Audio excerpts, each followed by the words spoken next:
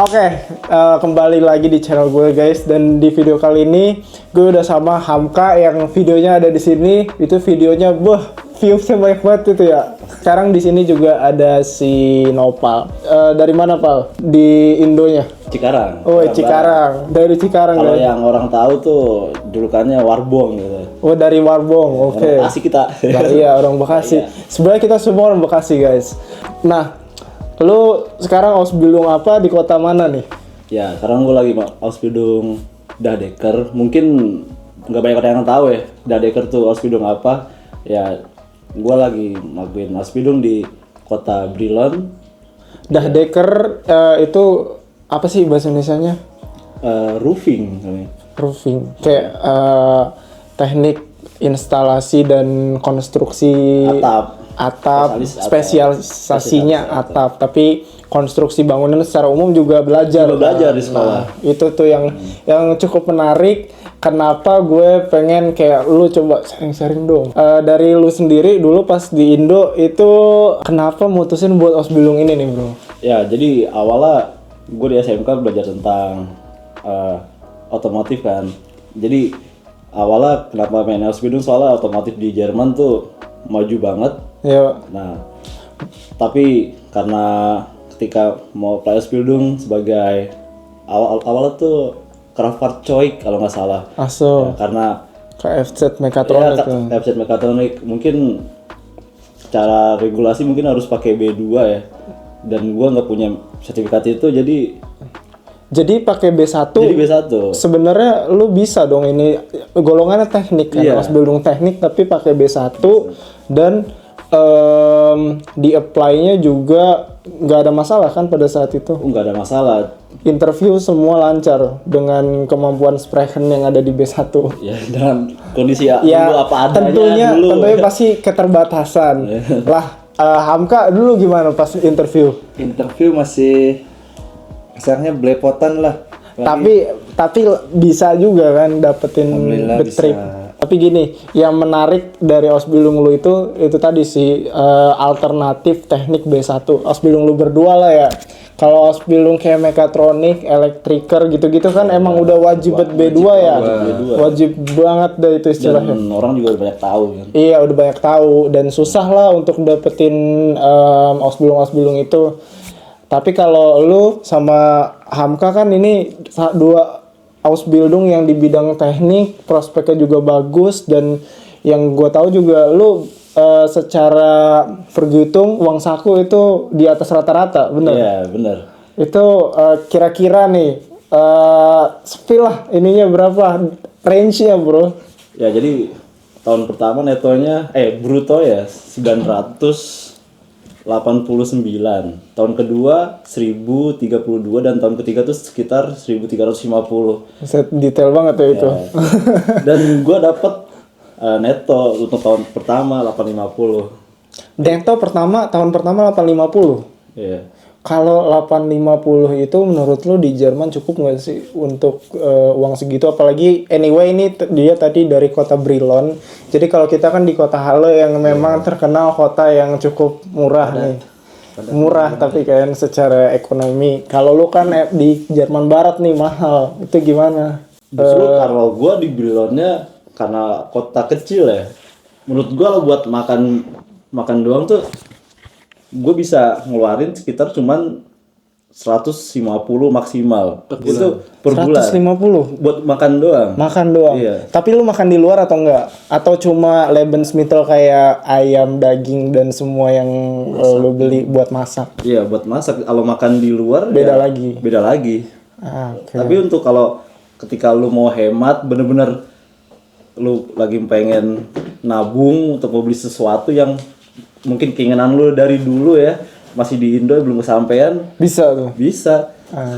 Soalnya di Jerman kalau kata gue lu buat makan dan lu masak sendiri sangat murah, soalnya contoh susu aja cuman 0,99 sen. Ya. Dan telur 10 butir ya, 10 biji cuman 1,99 euro. Jadi benar-benar sebenarnya kalau misalkan emang kita pengen hemat dan spare uang itu bisa banget dengan program Bisa. Ausbildung. Meskipun ya nggak kayak yang agen-agen bilang. Kalau agen-agen bilang kan biasanya fake banget tuh, kayak gaji puluhan juta, nabung belasan juta, nabung dari mana? Nabung dari mana? makanya yang penting kita sharing aja nih yang apa adanya. Apa adanya. Yoi. Nah itu lu dari 850 kan udah dipotong, belum dipotong Wonung kan? Atau udah? Oh, untuk Wonung gua nggak bayar. Oh Wonung lu gratis? Gua wifi, kuota per bulan 20 giga dan Wonung semua di cover perusahaan. Anjay. Dan termasuk DB tiket ya, itu juga di DB cover tiket perusahaan. juga? Iya. Oke. Dan katanya gue dengar nih, lu juga dibayarin kan viewer sign-nya? Iya, perusahaan gua semua di cover ya. Bos gua bilang sekitar 4.000 euro untuk SIM gua sendiri, karena SIM gua sama, kalau kalian tahu mobil di Jerman ada sesuatu kayak gandengan gitu buat barang, anlenger lah buat bahasa sininya gitu. Dan itu semua di cover sama perusahaan. Anyway, viewer sign itu buat yang nggak tahu artinya SIM. Ya, jadi surat izin mengemudi. Jadi jangan sampai tiba-tiba viewer sign apa nih kita ngomongin. Itu semua di cover sama perusahaan. Dan itu dengan cuma satu syarat, dan gua harus setelah Ausbildung menetap di sana minimal 1 tahun. Oke. Hanya itu saja.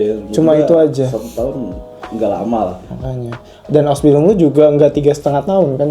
3 tahun. 3 tahun Iya, aja. 3 Jadi justru lebih worth it. Ya kalau dari gua sendiri sih, karena gua mekatronik ya, dan ngelihat Ausbildung lu pada nih yang 1-2 tahun, 2 tahun, setelah 2 tahun bisa kerja di Jerman, meskipun mungkin secara pendapatan ya middle lah, nggak sebesar itu, tapi oke lah untuk hidup di Jerman dengan gaji yang cukup, udah punya Ausbildung juga. Lu juga kan crazy man, datang ke Jerman baru berapa bulan sih? Sampai saat ini kira-kira 6 bulan. Hampir 7 bulan. Hampir 7 bulan, tapi udah proses viewer sign, udah proses SIM, which is gua sendiri tuh sampai sekarang masih proses SIM guys. Anyway, proses SIM di Jerman tuh lama banget dan panjang banget dan mahal. Nggak cuman mahal, jadi prosesnya juga bener-bener rumit gitu. Iya, dan kalau nggak di cover sama perusahaan kayaknya sampai Ausbildung sih sampai selesai Ausbildung pun susah ya. Susah. Dengan gaji sebagai Azubi di Jerman Yang pun ya cuman segitu. yang cuman segitu. Berarti dari 850 tadi itu lu bisa kira-kira tabung berapa nih? Dikurang makan kan pasti nggak di cover dong. Iya. Gue bisa sebulan tuh save sekitar 300 sampai 400 euro sebulan. 300 sampai 400 euro. Berarti lumayan juga. Ya, karena gua sama roommate gua tahun depan, karena kita berdua di perusahaan yang sama, kepingin punya mobil tahun depan. Karena udah punya first sign. Soalnya Jadi pengen sharing mobil gitu istilahnya. Jadi beli satu mobil pakai berdua. Iya, beli satu mobil pakai berdua. Iya, gitu. Nah, iya. Nah, kalau kita sharing gimana Kak? Kita kan rumahnya dekat. Bisa sharing. Ntar kalau gua di Silver gua, lu kesana dulu naik S, man. Dan kebetulan di Wonung gua itu punya udah termasuk garasi juga di bawah. Jadi udah ada garasinya sendiri. Udah ada garasi, iya. Dan gua ada udah kuncinya, ya. Oke. Kalau kita remote kebuka. kalau kita kan susah sini parkir ya bisa, cuman kayak parkir tempat umum aja. Bayar. Nah ini anyway lu kan ada di Halle nih, lu dari Brilon itu berapa lama? Wah, FYI kemarin gua ngabisin 12 jam. Berarti 12 jam dari Brilon. Harusnya 6 jam di saat gua ketika memulai perjalanan dari rumah, terus harusnya 6 jam. Karena kereta khususnya daerah NRW itu sering banget telat, di cancel, nggak jelas gitu. Makanya gua harus menempuh waktu sekitar 12 jam kemarin. 12 jam. Gila sih 12 jam di 12 jam kereta. Apalagi cuma di Jerman gitu ya. Ini bukan ke negara lain atau gimana. Lu udah ke Berlin belum sih anyway? Udah Waktu itu. Kita Berarti lu sebenarnya udah pernah ke Halle? udah pernah ke Halle. Gua kira belum pernah. Karena pas Iya. Desember ya, akhir tahun kemarin. Waktu itu gua di Belanda. Oke. Itu bilang gue Iya gue lupa. Soalnya Pamora kan ke Halle nggak jadi kan, dia katanya ini apa?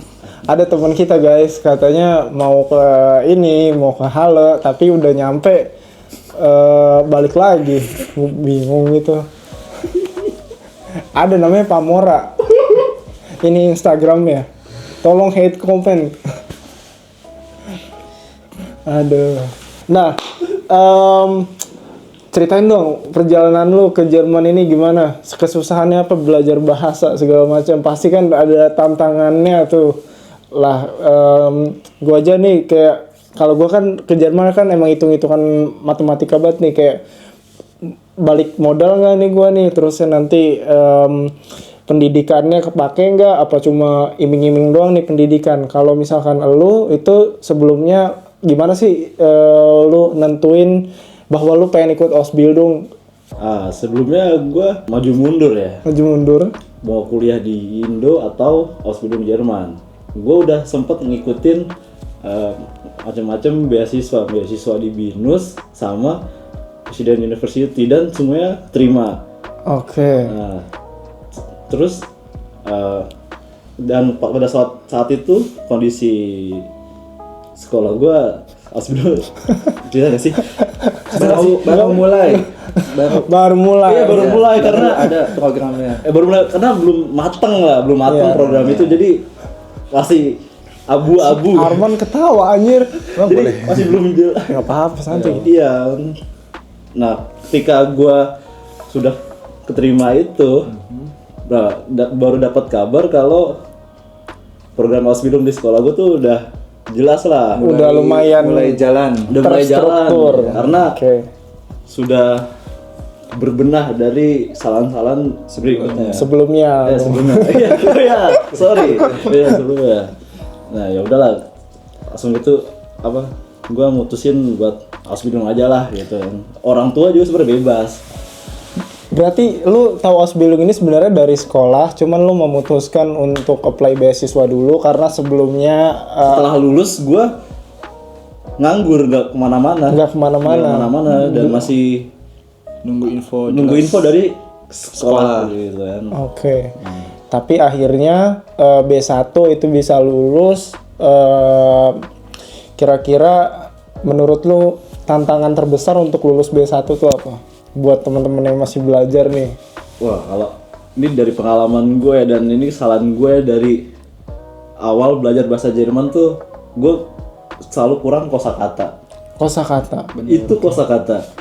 Karena gue dari awal fokus gue cuman gramatik. Gue emang gramatik ibaratnya kayak puzzle kan. Iya. Itu udah jago. Cuman ketika ketika gue lagi mau ngomong, ketika gue mau nyusun puzzle nih gramatik, tapi gue nggak tahu kosakatanya itu yang mau disusun gimana. Nah itu kesalahan gue dari awal belajar bahasa Jerman itu. Dan ketika gue nggak lulus ujian B1 yang pertama kali itu, gue langsung mikir, oh ya gue harus perbanyak kosakata nih gitu. Berbenah lah istilahnya. Berbenah lah. Kesalahan gue apa nih sebelumnya kan? Oh, gue kurang kosakata gitu. Menurut gua emang strategi lu tapi lumayan terstruktur sih ketika lu udah nggak lulus di satu hal tapi lu langsung berbenah. Gue juga ingat lu waktu itu interview sempat lumayan ada problem lah, tapi lu punya tahapan gitu. Gue melihat lu adalah orang yang terstruktur gitu secara planning. Itu kenapa menurut gue juga lu B1-nya mungkin lebih lancar lah dibanding yang lain. Lu B1 waktu itu ngulang juga kan ya? Ngulang satu modul. Satu Kalau modul. gue 3 modul. 3 modul, tapi 3 modulnya langsung lulus lagi. Langsung Iya. lulus semua. Awalnya gue ikut ujian di OSD kalau yang tahu. Iya, Nah, ketika 3 modul itu nggak lulus, gue mengikuti ujian ulang di Gute Bandung, dan alhamdulillah gue langsung ngikutin semua modul dari ulang. Ya alhamdulillah 4-4-nya langsung lolos, nggak ngulang lagi. Oke. Jadi sebenarnya 1 kali gagal dan 1 kali ngulang langsung lolos semua. Jadi ya secara strategi kayak yang gue bilang tadi sebenarnya udah oke banget, dan makanya teman-teman mungkin tahu 3 hal yang paling penting menurut gue, ya itu pertama research, yang kedua pahamin, yang ketiga kerjain. Nah research ini apa ya, planning tadi itu termasuk dalam research, kayak contohnya